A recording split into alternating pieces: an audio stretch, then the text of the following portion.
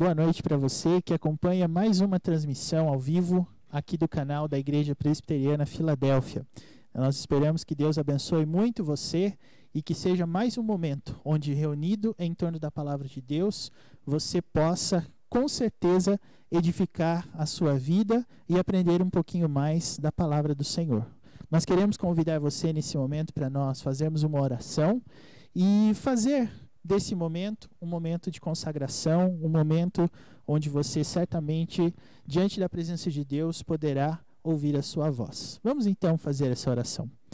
Senhor Deus, nós te agradecemos porque o teu cuidado sobre nós é constante, é certo, e como filhos do Senhor que nós somos, nós podemos certamente gozar das maiores benesses que alguém poderia. Nós oramos a Deus agradecidos pela oportunidade de dedicarmos, ainda que não presencialmente, mas de dedicarmos mais esse tempo ao Senhor nas nossas vidas, nas nossas casas. Oramos para que todos aqueles que nos assistem a partir de agora possam receber orientação da Tua palavra, possam crescer no conhecimento do Senhor e aprender a amar-te e a glorificar-te com as suas vidas. Nós oramos agradecidos pelo privilégio que o Senhor nos dá, em nome de Jesus. Amém. Muito bem, para você que tem o costume de acompanhar aqui as nossas transmissões, eu tenho certeza que você já notou algumas coisas diferentes. A primeira é que atrás de mim aqui você não está vendo os livros. Isso é porque eu não estou hoje no lugar onde nós temos gravado as nossas transmissões aqui no canal da Igreja Presbiteriana Filadélfia. Hoje nós estamos tendo o privilégio de fazer uma transmissão em conjunto com a nossa igreja irmã aqui de Itapeva, a Igreja Presbiteriana Betel. Aqui ao meu lado está o reverendo Alden, que é o pastor dessa igreja e que bondosamente divide conosco as instalações, a rede de internet, o equipamento, tudo isso para que você possa ter uma experiência melhor na sua casa, melhor em termos de qualidade, de som, de imagem, tudo isso para que você consiga certamente glorificar o Senhor através dos recursos que Ele tem nos dado. Nós estamos então hoje fazendo o nosso bate-papo aqui no templo da Igreja Presbiteriana Betel. E a novidade que nós temos é justamente essa. Nesse final de semana, nós estaremos trabalhando em conjunto com a Igreja Presbiteriana Betel. Então, se você quer ajudar essa igreja irmã nossa a crescer também em termos de influência, em termos de alcance na internet, eu peço um favor para você. Aqui no vídeo, você pode ir na descrição dele e você vai encontrar o link para o canal da Igreja Presbiteriana Betel. Inscreva-se lá também, você que é inscrito no nosso canal. Se você não é inscrito no nosso canal, se inscreva também, para que você não perca aquilo que está sendo preparado com muito carinho para você nesse tempo de pandemia, nesse tempo onde nós não podemos estar nas nossas igrejas efetivamente. E que Deus abençoe muito o reverendo Alden, muito obrigado pela amizade já de tanto tempo. Para quem não sabe, o reverendo Alden era um veterano quando eu ingressei no seminário em 2008, ele estava formando, eu estava chegando, e a primeira palavra que ele nos disse foi: vai passar rápido. E passou. Hoje nós estamos aqui, servindo ao Senhor na mesma cidade, é um privilégio para nós. Ele também é o atual presidente do presbitério de Itapeva. E como é costume nosso aqui na sexta-feira, nós temos dedicado esse dia para fazer um bate-papo. Nós elencamos aqui temas, nós elencamos aqui algumas perguntas a fazer sobre algumas questões relacionadas ao trabalho da igreja. E hoje, como você pode notar, nós vamos falar sobre a igreja e o culto. Quais são os impactos dessa pandemia em relação à ideia de culto que nós temos recebido? Então, eu queria que o reverendo Alden pudesse fazer uma pequena saudação aqui, introdutória, aos nossos não vou dizer telespectadores, né, porque não é na televisão, mas para os nossos ouvintes aqui, para aqueles que nos acompanham, para os nossos espectadores. Dê sua palavra de saudação para nós e nós partiremos para as perguntas. Boa noite a todos aqueles que nos assistem. Sempre é uma alegria poder compartilhar a palavra do nosso Deus com os queridos. Nessa noite, tendo o prazer de compartilhar esse momento especial com o reverendo João Pedro, um amigo, companheiro de ministério, que nós temos tido o prazer de trabalhar juntos. Realmente a nossa live está sendo feita na Igreja Presbiteriana Betel e nós agradecemos a todos vocês que nos assistem e se inscrevam também no canal da nossa igreja para que vocês possam acompanhar também o que Deus tem feito por meio dela, o que Deus tem feito por meio da nossa igreja. Que Deus abençoe a sua vida também. Muito bem. Preparado, reverendo? Muito bem. Sobre o culto, eu gostaria que nós partíssemos do ponto mais básico. Na perspectiva bíblico-reformada, reverendo Alden, o que é culto? Culto é adoração a Deus. Unicamente e exclusivamente a Deus. E quando nós pensamos em adoração a Deus, nós precisamos compreender que o próprio Deus, na sua revelação, determinou a maneira como nós devemos cultuá-lo. A maneira como nós devemos prestar o nosso culto unicamente e exclusivamente a Deus. Lembrando também que o culto que nós prestamos a Deus é segundo o mérito de Jesus Cristo. Nós nos aproximamos a Deus por meio de Jesus Cristo. Então, culto é adoração a Deus, não segundo a maneira como nós pensamos, como a nossa confissão de fé diz, nem mesmo segundo as invenções ou imaginações dos homens, muito menos sugestões de Satanás. Ou seja, Deus revelou os detalhes da maneira como nós deveríamos chegar diante dele em culto. Muito bem. Dentro de uma perspectiva bíblico-reformada, reverendo Alden, nós temos visto muitas igrejas utilizando esse recurso do culto online, já que nós não temos tido a oportunidade de nos reunirmos aqui nas nossas igrejas. Mas qual é a sua opinião a respeito das pessoas que, ao invés de estarem presentes no culto, assistem de casa? Elas estão prestando culto a Deus no sentido básico do termo que o senhor acabou de nos explicar?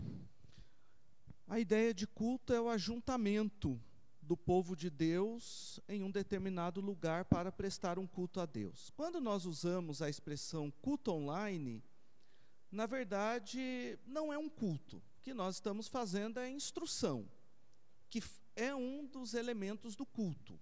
Então, a instrução da palavra de Deus, o ensino da palavra de Deus, é um dos elementos do culto. Nós sim usamos, e temos usado bastante, o termo culto online, mas, na verdade, nós estamos fazendo apenas uma parte do culto, que é a instrução da palavra de Deus, ou um momento de louvor também, quando nós inserimos nesse momento. Na questão das pessoas que ficam em casa, reverendo João Pedro, e preferem, entre aspas, prestar o seu culto da sua casa, nós temos o grupo chamado de desigrejados. E esse grupo, eles entendem de uma maneira equivocada que eles podem sim, da sua casa, prestar um culto tão agradável a Deus como nós prestamos na casa do nosso Deus. Só que, na verdade, eles estão recebendo apenas a instrução da palavra, quando eles escolhem bons pregadores, porque tem alguns que escolhem maus pregadores, então nem essa instrução da palavra eles recebem, mas aqueles que escolhem bons pregadores para assistir, no meu entendimento bíblico, eles não estão prestando um culto completo, eles estão recebendo um elemento do culto, que é a instrução da palavra de Deus. Eles estão equivocados, porque a ideia de culto é a ideia de nós estarmos juntos com os irmãos, prestando esse culto ao nosso Deus, pode ser no templo, ou em outro lugar, que nós possamos nos reunir para prestar esse culto. Então, no meu entendimento, eles estão equivocados, eles não estão cultuando a Deus, eles estão apenas por meio de vamos dizer, uma questão mercantilista, Cada domingo eu vou ouvir um pregador, cultura do mercado, vou ouvir aquele que me agrada mais. E ele pode escolher domingo após domingo, tipos de pregadores que vão lhe agradar, talvez que vão massagear o seu ego e não confrontá-lo segundo o que Deus quer para as nossas vidas. Esse é o meu entendimento nesse aspecto. Então, nesse sentido, o culto online, usando essa terminologia que tem sido comum no nosso tempo, não substitui em imediato e de maneira alguma a reunião do povo de Deus coletiva, presencial. De modo algum, de modo algum. Nós podemos usar desse recurso, é importante nós usarmos desse recurso, mas não substitui a reunião do povo de Deus, de modo algum, de modo algum. A grande questão é que o culto online, ele não pode ser uma opção, usando o termo, né, que nós temos usado. Não pode ser uma opção, é algo emergencial, é algo emergencial. Agora, por exemplo, nós temos ali irmãos idosos que não podem mais ir para a igreja, que têm recebido a assistência pastoral do pastor, ministrando a ceia no lar. Então não há nenhum problema em esses idosos, essas pessoas impossibilitadas de estarem na igreja, de ouvirem a mensagem, ouvirem a instrução de Deus online, lembrando que eles estarão recebendo também a assistência pastoral, porque quando nós vamos na casa de um idoso ou de um irmão enfermo levar a Santa Ceia, na verdade ali nós estamos fazendo um culto. Então nós estamos ali, o pastor, o irmão, algum parente, algum morador daquela casa, que também muitas vezes são crentes. Eu, por exemplo, sempre costumo levar um presbítero para ministrar a ceia, ou 2 presbíteros, e ali nós fazemos um culto na casa daquele irmão. Então ali sim é um culto. Nós estamos orando, nós estamos lendo a palavra de Deus, nós estamos ministrando o sacramento, que é uma parte importante do culto que nós prestamos a Deus. Agora, na questão online, vamos dizer que é algo emergencial para essa circunstância que nós estamos vivendo. É um recurso válido, então, a questão do culto online em tempos como esse que nós estamos vivendo, mas não deve ser um recurso que as pessoas escolhem se elas têm a opção de vir presencialmente à casa de Deus, na sua opinião, é isso? Sim, como eu disse, o culto online não deve ser uma opção, deve ser algo emergencial, algo emergencial. Então, de modo algum, se você tem condições de ir à igreja, frequentar o templo, se juntar aos seus irmãos em culto, então você deve fazer isso. O culto online é algo de emergência para nós, principalmente nesses momentos, mas não substitui a reunião do povo de Deus. Muito bem, nós lembramos que a gente tem o nosso chat ao vivo aberto, nós estamos acompanhando também aquilo que os irmãos vão postar. Você fique à vontade para fazer a sua pergunta. Se for muito difícil, o reverendo Alden responde, se for fácil, eu mesmo respondo, ou a gente pede para o Arthur também, que está aqui com a gente, né, responder alguma se ele quiser, e ele acabou de sinalizar que ele topa. Dê o seu boa noite aqui para a gente, mande o seu abraço, diga para a gente de onde que você está nos ouvindo, para que a gente também possa, permitindo o Senhor, saudar você em nome de Jesus. Nós temos aqui já alguns irmãos nos mandando mensagens e no tempo oportuno, com certeza, nós vamos responder para você. Continuando aqui o nosso debate, reverendo Alden, na verdade debate não, nosso bate-papo, nós temos na Escritura Sagrada um mandamento relacionado especificamente com o culto, que é o 4º mandamento dos 10, não é? E algumas pessoas tendem a pensar nesse mandamento como se fosse algo totalmente obscuro, porque nós temos ali no Antigo Testamento o mandamento falando do dia de sábado, aí nós temos hoje o costume de nos reunir nos domingos. Eu gostaria que o senhor explicasse um pouquinho para o nosso público como nós podemos entender nesse contexto o 4º mandamento. No contexto que você está dizendo do que nós estamos vivendo agora, do Exato, coronavírus. Exatamente. É que, na verdade, são 2 perguntas. Primeira, por que a lei de Deus, nessa perspectiva, fala de uma maneira tão específica sobre um dia para cultuar ao Senhor, que seria o que eles chamam ali de sábado, e já que nós estamos impedidos de cumprir esse mandamento devido às circunstâncias, o que isso quer dizer e qual é o recado de Deus para a igreja nesse contexto que nós estamos vivendo? Eu estou aqui encontrando, né, se eu não me engano, a pergunta 116 do nosso Catecismo Maior, que fala a respeito do sábado, né? O que exige o que Deus exige neste mandamento dos homens. A ideia não é guardar um dia para o Senhor. No nosso caso, os cristãos, nós guardamos o domingo, porque nós entendemos, como eu tenho brincado sempre, né, mas falando ao mesmo tempo sério. Por que mudou do sábado para o domingo? Na verdade, Jesus é o dono do sábado, e ele deixou bem claro. Então, se ele ordenou que nós agora reservássemos o domingo para adoração a ele, então isso é algo relacionado ao nosso Deus.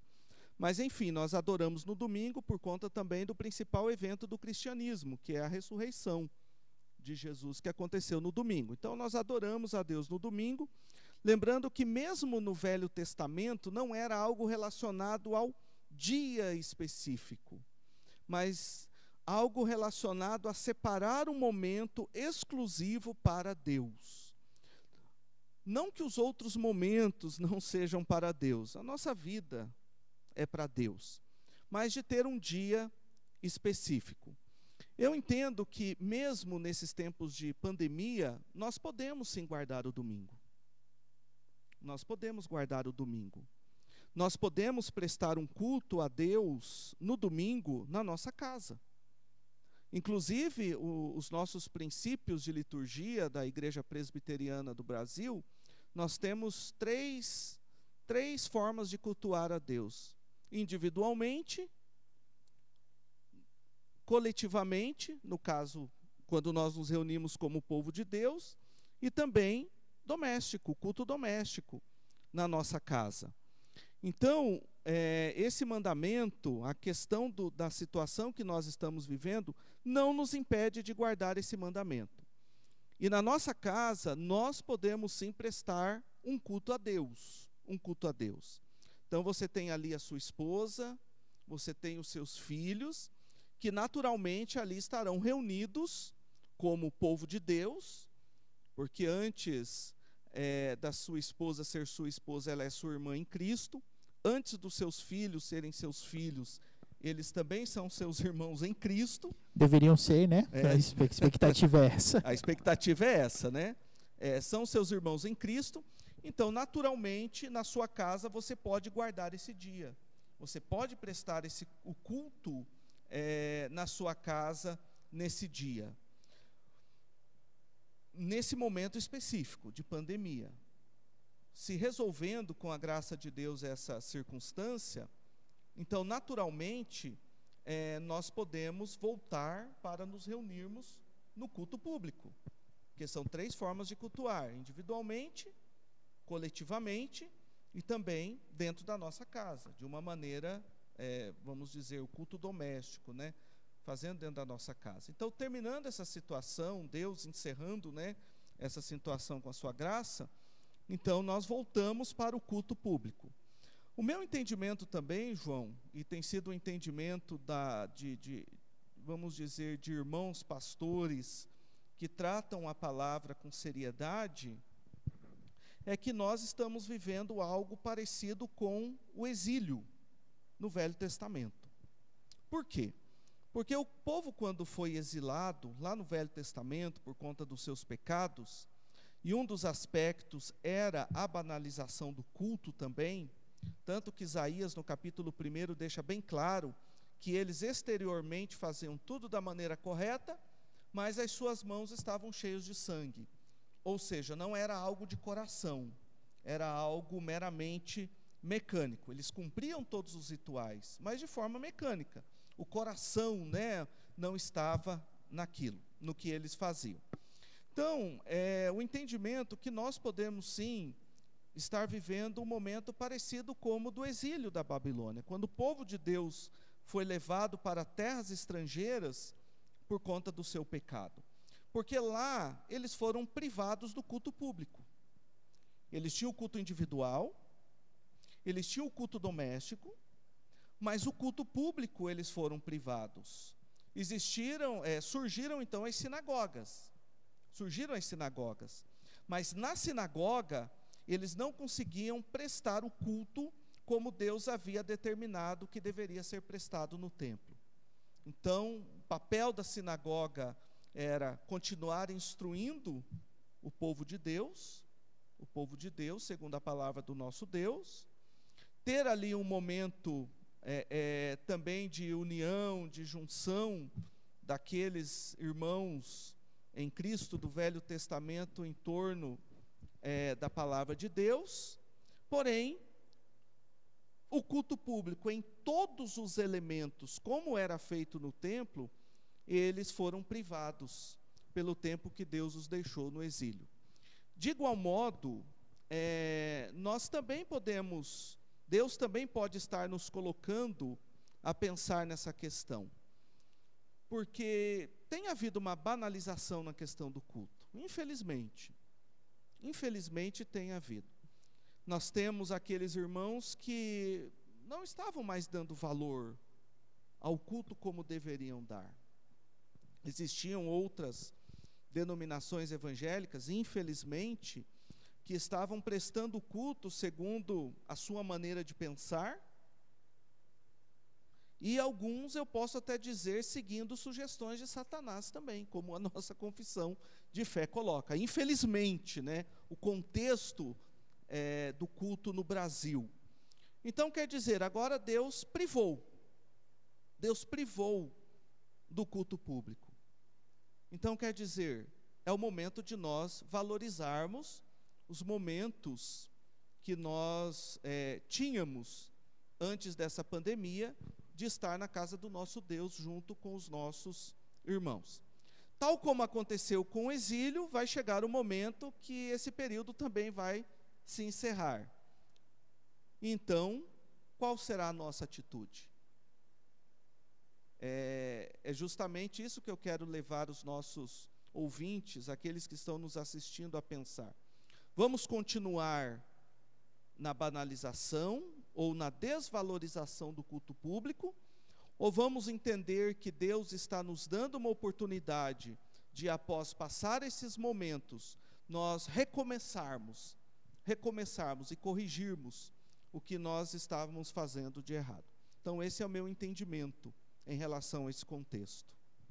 O senhor tem alguma dúvida de que essa pandemia tenha vindo de Deus diretamente para nos dar um recado ao povo, ou nós teríamos uma outra explicação para esse fenômeno? Diretamente de Deus, tudo vem de Deus. Tudo vem de Deus. Deus pode nos dar o bem, como pode nos dar o mal também. Entendendo que pandemias, pragas, são consequências do pecado geral, as consequências do pecado em geral, causados ali, por conta dos nossos primeiros pais, de Adão e Eva, quando eles pecaram. Também devemos entender que o próprio Jesus Cristo deixa claro que isso iria acontecer. Então, para nós como cristãos, irmãos, uma situação como essa não deveria ser novidade. Não deveria ser novidade. Porque nós já temos no Velho Testamento momentos como esses, no Velho Testamento. Na história da igreja, nós também temos momentos como esses também. E na nossa geração, nós estamos tendo momentos como aconteceu no Velho Testamento, na história da igreja. Então, uma situação como essa, para nós como cristãos, não deveria ser motivo de espanto e nem sermos pegos de surpresa, porque a própria palavra de Deus já deixa claro que no decorrer da história da redenção, que vai desde a criação até a consumação, lá em Gênesis, essas pandemias, essas pragas, essas pestes fazem parte da vida do ser humano. E vindo da parte de Deus, eu entendo, para que realmente nós possamos ser disciplinados. Eu acredito que sim.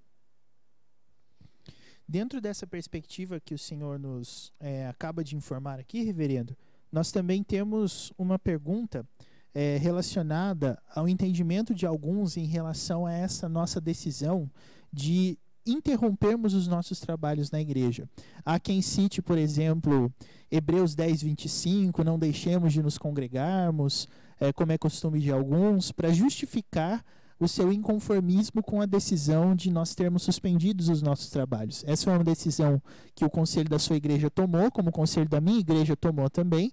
E nós encontramos as pessoas tentando, e esses dias até, essa semana ainda, uma pessoa me disse que viu alguém dizendo que alguns estão suportando perseguição ao longo do mundo e fazendo seus cultos mesmo assim, e a igreja brasileira está se acovardando ao menor sinal de uma pandemia. Como que nós podemos, então, primeiro, na verdade, talvez fosse melhor nós definirmos assim: quem raciocina dessa forma está correto no seu entendimento desses versículos? Resposta dada.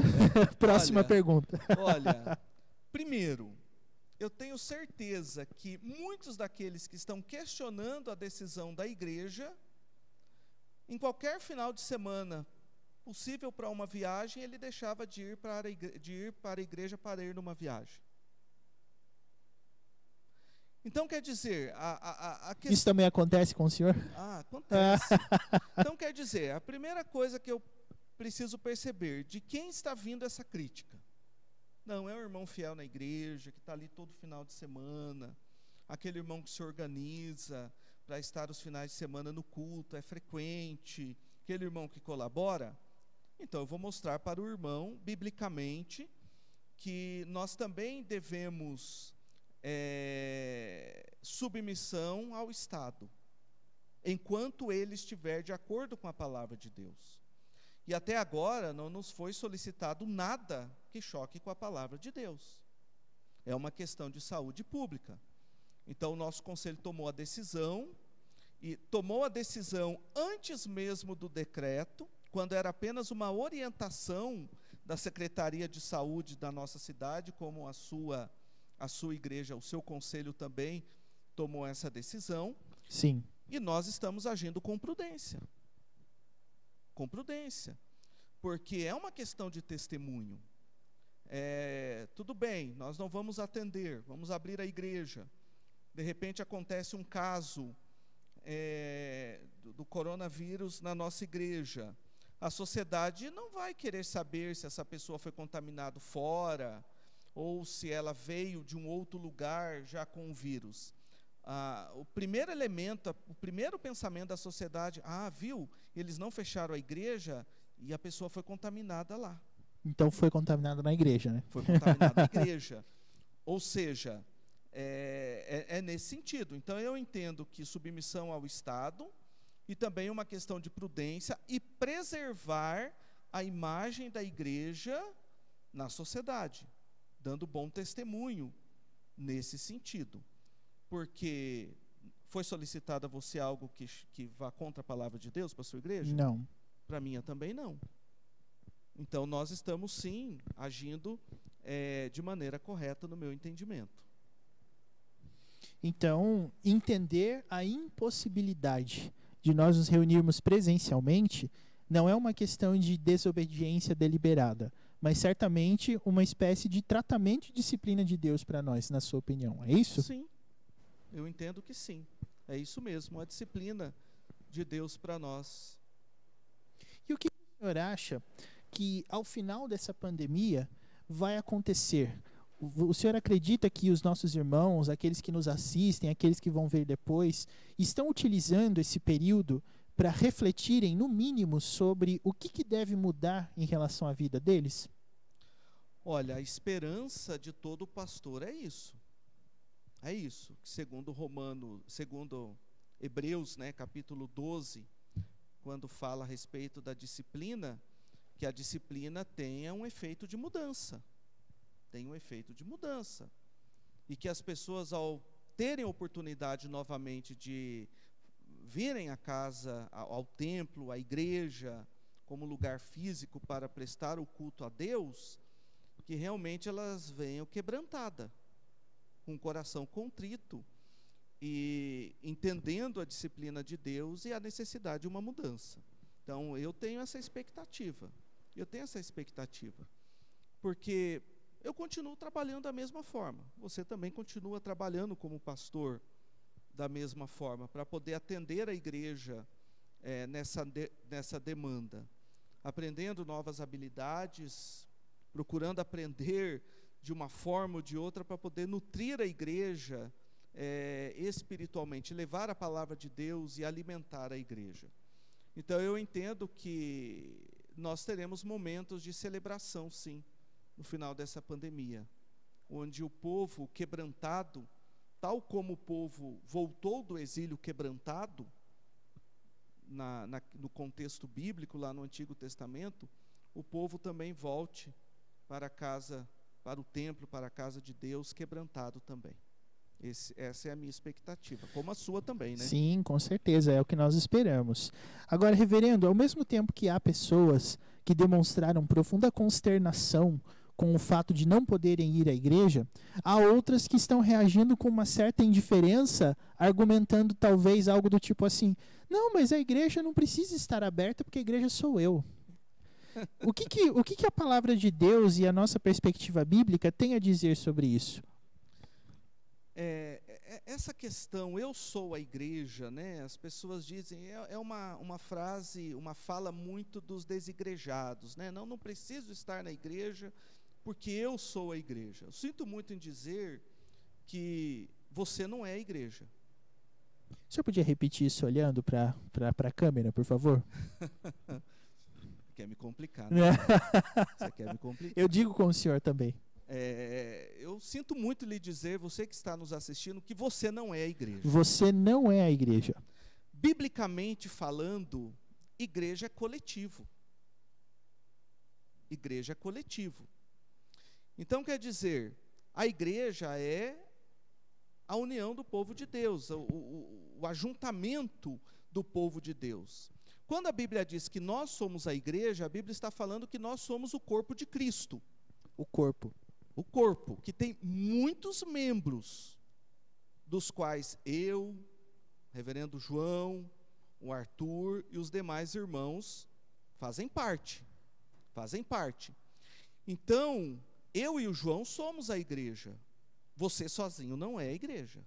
É uma incoerência e uma falta de entendimento bíblico do que realmente é ser igreja. Ninguém individualmente pode dizer que é a igreja. Aí alguém pode dizer: pastor, mas a Bíblia diz que nós somos o templo do Espírito Santo, que Deus não habita mais em templos feitos por mãos humanas. Sim, nós somos o templo do Espírito Santo, porque o Espírito Santo de Deus habita em nós.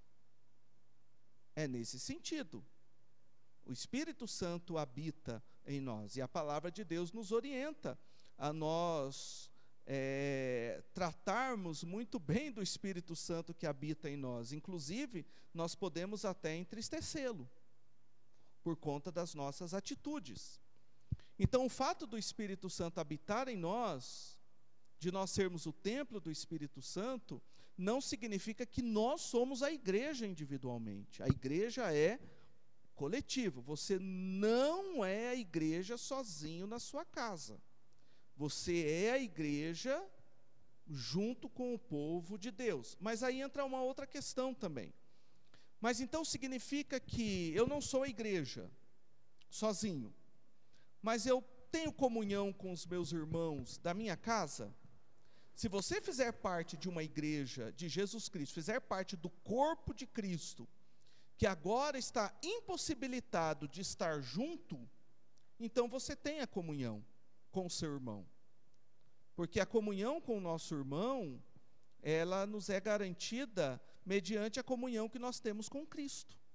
Então nós fomos unidos a Cristo, nós fomos unidos aos nossos irmãos, agora nós temos comunhão com Cristo e nós temos comunhão com os nossos irmãos. Então, por exemplo, nosso irmão, estamos prestando culto a Deus,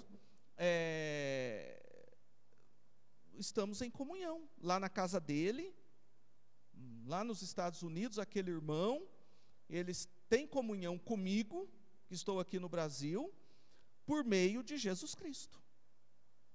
Por meio de Jesus Cristo. Então, quer dizer, a gente precisa entender bem o que é comunhão e o que é a questão da igreja. A questão da igreja. Porque muitas vezes nós reduzimos a comunhão àqueles momentos de confraternização, né? E nós às vezes usamos, irmãos, agora terminou o nosso culto, vamos convidar os irmãos para irem no salão social, e ali vamos ter um momento de comunhão com os irmãos. Espera aí, mas e o culto não foi comunhão? O momento do café, o momento do lanche, que é importante, que é um dos elementos para nos ajudar a preservar essa comunhão, porque a Bíblia diz que nós apenas preservamos aquela comunhão que Cristo comprou para nós na cruz do Calvário. Aí sim, é o momento do café, de confraternização, do almoço junto, de momentos agradáveis, até mesmo momentos de lazer, porque no momento de lazer nós também temos comunhão com os nossos irmãos. Então essa pandemia, ela não rompeu a comunhão, porque é impossível para aquele que foi salvo em Cristo ter essa comunhão rompida. Então os irmãos que estão nos ouvindo, nos assistindo, nós temos comunhão com vocês nesse momento, porque a nossa comunhão é com base no que Cristo fez por nós. Agora, os desigrejados, aqueles que entendem e que dizem, batem no peito, não, eu sou a igreja, se ele não faz parte do corpo de Cristo, então ele não tem comunhão. Então, mais uma vez, você não é a igreja sozinho. Ouviu? Então isso me lembra muito o que o Augusto Nicodemos disse quando perguntaram para ele se nós somos o centro da vontade de Deus, né? Não, querido, você não é. Então, você é a igreja? Não, querido, você não é a igreja. Você só é a igreja quando você está em comunhão juntamente com os seus irmãos. No máximo, você é uma pedrinha. E nós, pedras vivas no coletivo, formamos o templo. O senhor concorda? Sim, com certeza. Muito bem. Reverendo, eu acredito que o assunto de culto é um assunto que nós poderíamos certamente debater muito mais, falar muito mais, mas eu tenho uma pergunta final aqui para o senhor, que faz parte justamente dessa ideia de eclesiologia moderna que nós temos visto hoje em dia. E tem a ver justamente com que tipo de culto nós devemos oferecer ao Senhor quando nós estamos reunidos. Ou seja, quais são os elementos de um culto ao Senhor de acordo com a perspectiva bíblica? Essa pergunta, ela é importante, João, porque ela nos faz olhar para a palavra de Deus como um todo. Porque existe aí uma ideia, não, isso é Velho Testamento, não, isso é Novo Testamento, como se surgiu novo, houve um rompimento. Elementos do Velho, elementos do Novo. Não, nós entendemos que a palavra é uma só, que nós somos povo de Deus, Israel de Deus, então a igreja hoje é tão povo de Deus como a igreja lá no Velho Testamento, e os irmãos lá do Velho Testamento é tão igreja de Deus como nós hoje. Quando nós entendemos dessa forma, então nós percebemos que os elementos do culto do Velho Testamento são os mesmos elementos do culto no Novo Testamento, no que diz respeito não à prática, mas à essência. Porque às vezes a gente fica muito ligado na prática e nos esquecemos da essência. Então, quais são os elementos do culto? Nós temos a leitura da palavra de Deus, a oração, cânticos de hinos, ou de outros tipos de cânticos que não sejam hinos, que não estejam em uma coletânea, em um inário. O Velho Testamento usava muitos salmos, no Novo Testamento também usavam salmos para adorar a Deus por meio de cânticos ou de hinos. Então a música, o cantar, o expressar a nossa fé por meio do que nós cantamos. Inclusive, eu tenho sempre ensinado à igreja que os irmãos que fazem parte alguns não gostam, eu não uso sem dificuldade o grupo de louvor, aqueles irmãos responsáveis em conduzir a adoração e o louvor na igreja, que eles fazem parte do ministério de ensino da igreja. Porque tudo que nós cantamos, nós estamos ensinando. Então, por meio da música, nós estamos ensinando quem Deus é e como nós devemos nos relacionar com este Deus. Então nós temos a parte da música, nós temos a administração dos sacramentos, a questão da Santa Ceia. Isso dá uma pergunta boa. E a questão do batismo. A questão do batismo. Agora, como funciona essa dinâmica? Se nós olharmos lá para Isaías, capítulo 6, nós vamos ver uma das teofanias, né, das manifestações de Deus no Velho Testamento. Então, nós temos ali, sim, podemos dizer ali uma sequência litúrgica. Um momento, quando Isaías se depara diante da santidade de Deus, ele adora a Deus. Tem o momento ali da contrição, onde ele reconhece os seus pecados diante de Deus. Depois tem o momento onde ele ouve a voz de Deus, a quem enviarei. Então ali ele ouviu a voz de Deus. E depois o momento da consagração, ou seja, envia-me a mim, ou seja, eu vou. Aquele momento em que ele se consagrou. Aí alguém pergunta, mas e a questão da música? Se nós entendermos que a música é um elemento separado da instrução do culto, então nós vamos dizer que a música no culto, ou o cântico, ou os hinos, não serve de nada.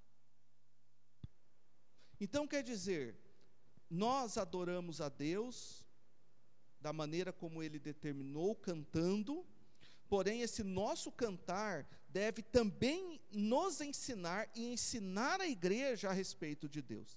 Tanto que uma das perguntas que nós devemos fazer todas as vezes que nós lemos os salmos é: quem é o Deus do salmista? E aí procurar elementos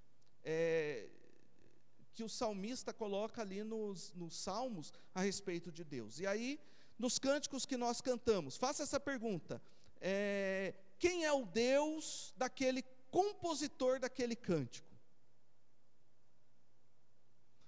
Aí já muda de figura, né? Porque alguns cânticos não vão expressar nada de Deus. Pois é. Porém, nos cânticos nós também podemos expressar a nossa relação com Deus. Porque se nós percebermos nos salmos, os salmistas também expressavam a relação que eles tinham com Deus. No Salmo 13, por exemplo, o salmista tem a experiência de que Deus não estava ouvindo. A experiência, o sentimento dele naquele momento era que Deus não estava ouvindo. Deus estava ouvindo. É uma diferença, né, entre o status do salmista diante de Deus, o estado dele diante de Deus e a experiência que ele estava tendo. Sim. Tem uma diferença grande. Então nós podemos cantar também hinos ou cânticos que expressem o nosso sentimento genuíno em relação ao nosso Deus. Então eu acredito que os elementos do culto são esses. A maneira como nós vamos arranjar na liturgia de acordo com o nosso contexto, mas o culto, podemos dizer que no culto não podem faltar esses elementos. Pois muito bem. E nesse sentido, então, reverendo, quando nós temos ali as referências na Escritura de que Deus está rejeitando o culto, isso se dá, segundo a sua visão, por causa do quê? Quando Deus, por exemplo, para o próprio Isaías, no próprio capítulo 1, já rejeita totalmente a ideia de que os israelitas estavam oferecendo algo a ele que não o agradava, como que Deus, então, pode se agradar do nosso culto? Especificando mais a pergunta, a presença dos elementos é suficiente para que Deus se agrade do nosso culto? Não, porque a presença dos elementos corretos do culto em Isaías são claros, Deus deixa claro. Agora, o que faltava para eles? Faltava, podemos dizer, eles faziam de forma mecânica, mas o coração deles não estava ali. Eu não gosto muito de usar o termo sinceridade, porque alguns poderiam dizer, não, mas a pessoa está prestando um culto da forma dele, mas ele é sincero,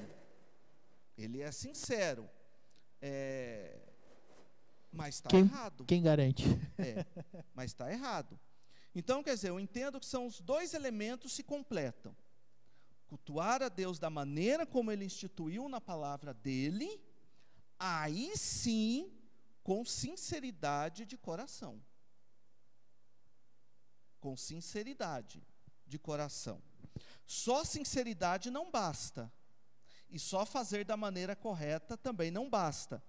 Tem que ser a união desses dois elementos. Nesse sentido, sim. Muito bem. Reverendo, eu acredito que nós, como eu disse, teríamos muito mais assuntos para nós explorarmos aqui, mas eu gostaria de poder agradecê-lo mais uma vez. Eu ia dizer por estar conosco, mas hoje foi o senhor que abriu a sua porta para mim, né? Eu fico muito feliz em poder fazer esse trabalho aqui da sexta-feira aqui na sua igreja. Deus te abençoe muito, obrigado por ter participado com a gente. E eu queria então que a respeito dessas ideias sobre culto, que o senhor fizesse uma seleção daquilo que o senhor acredita mais ser importante para nós no momento, para que nós tenhamos a nossa palavra de encerramento aqui do nosso trabalho dessa noite. Sobre o culto, então, o que o senhor gostaria que as pessoas que estão nos assistindo nessa hora se lembrassem sobre a nossa discussão? Olha, primeiro, você não é a igreja. Esse é um ponto que tem que ficar claro na sua mente, no seu coração. Você só é a igreja se você estiver ligado no corpo de Cristo. E se você faz parte do corpo de Cristo, então o próprio Espírito Santo de Deus vai trabalhar nas suas vontades para que você tenha vontade de estar junto com o povo de Deus. Em determinados momentos, por conta das circunstâncias ou frustrações, pode diminuir esse desejo. Em outros momentos, esse desejo pode aumentar. Mas lá no fundo do coração de todos aqueles que foram remidos pelo sangue do Cordeiro, ele tem o desejo de estar com os irmãos, porque é o próprio Espírito Santo de Deus que trabalha isso no coração. O culto, entre aspas, online que nós falamos, que nós ali colocamos apenas um ou dois elementos do culto, que é mais a questão da instrução, ou um momento de louvor e adoração, ele não pode substituir o ajuntamento solene. Ele não pode substituir o ajuntamento solene, de modo algum. Precisamos estar na casa do nosso Deus, junto com os nossos irmãos, vivendo como igreja, e viver como igreja diz respeito ao culto. Também, com relação ao mandamento de guardar o sábado, nesses momentos de pandemia, nós podemos continuar guardando o sábado na nossa casa. Porque nós podemos prestar o culto na nossa casa com todos os elementos do culto. Com todos os elementos do culto. E se a sua esposa, ela é crente, os seus filhos são crentes, então vocês automaticamente já têm essa comunhão em Cristo. Então, ali na sua casa, você pode continuar guardando esse mandamento, cultuando a Deus e todos os elementos que envolvem, este mandamento. Então, acredito ser esses os 3 pontos que eu coloco. Podemos dizer um 4º ponto, Aproveite esses momentos de privação, leia os momentos que o povo de Deus viveu no cativeiro, e depois os momentos que eles viveram pós-cativeiro, no Velho Testamento, para que você consiga também fazer essa relação. Se for possível, hoje, por conta da internet, pesquise alguns momentos da história da igreja, que a igreja também viveu momentos semelhantes como esses. E entenda o seguinte: momentos como esses, nós vamos ter como igreja até Cristo voltar. Até Cristo voltar. Então, isso não deve ser espanto para mim e para você, porque a própria palavra de Deus já coloca isso para nós. Então, esses são os pontos que eu gostaria de destacar para a sua vida nesse momento. Muito bem. Nós vamos encerrar o nosso trabalho dessa noite. Eu queria convidar o reverendo Alden, então, para que pudesse orar. Na sexta-feira, na Igreja Presbiteriana Filadélfia, eu acredito que aqui na Igreja Presbiteriana Betel também é dia de reunião de oração, não é? Então, nós queríamos aproveitar esse momento para que nós dedicássemos à intercessão. Você certamente tem os seus pedidos de oração, você tem causas, você tem pedidos, você tem agradecimentos em meio a essa pandemia para fazer ao Senhor, sendo que o principal deles é porque nós estamos aqui vivos, com saúde. E eu gostaria que você pudesse, nesse momento aí onde você está, orar ao Senhor conosco. O reverendo Alden vai fazer essa oração, vai colocar as nossas igrejas, vai colocar as nossas vidas e suplicar ao Senhor para que nós tenhamos o mais breve possível o retorno às nossas atividades. Vamos fazer essa oração? O reverendo Alden vai nos conduzir. Pai querido, nós te louvamos por esses momentos em torno da tua palavra e falando a respeito desse tema tão importante para nós relacionado ao culto. Também, ó Deus, colocamos a vida de cada um daqueles irmãos que nos assistiram e também dos membros das nossas igrejas que não tiveram a oportunidade de nos assistir nesse momento. Que o Senhor também continue abençoando a vida deles. Nesse momento, com certeza, eles estão colocando os seus pedidos, as suas demandas diante de Ti. E temos a certeza que o Senhor está ouvindo. Temos convicção e que o Senhor irá atendê-los, não segundo a nossa vontade, mas segundo a Tua vontade. Também agradecemos ao Pai, porque mesmo em meio desta pandemia, o Senhor tem nos dado recursos como esses que nós temos, para a edificação do Teu povo. Nos ajude, ó Pai, a usá-los da melhor maneira possível, com critérios, com responsabilidade, em relação ao ensino do Teu povo. Essa é a oração que fazemos, agradecendo por esses momentos. Oramos no nome de Jesus. Amém.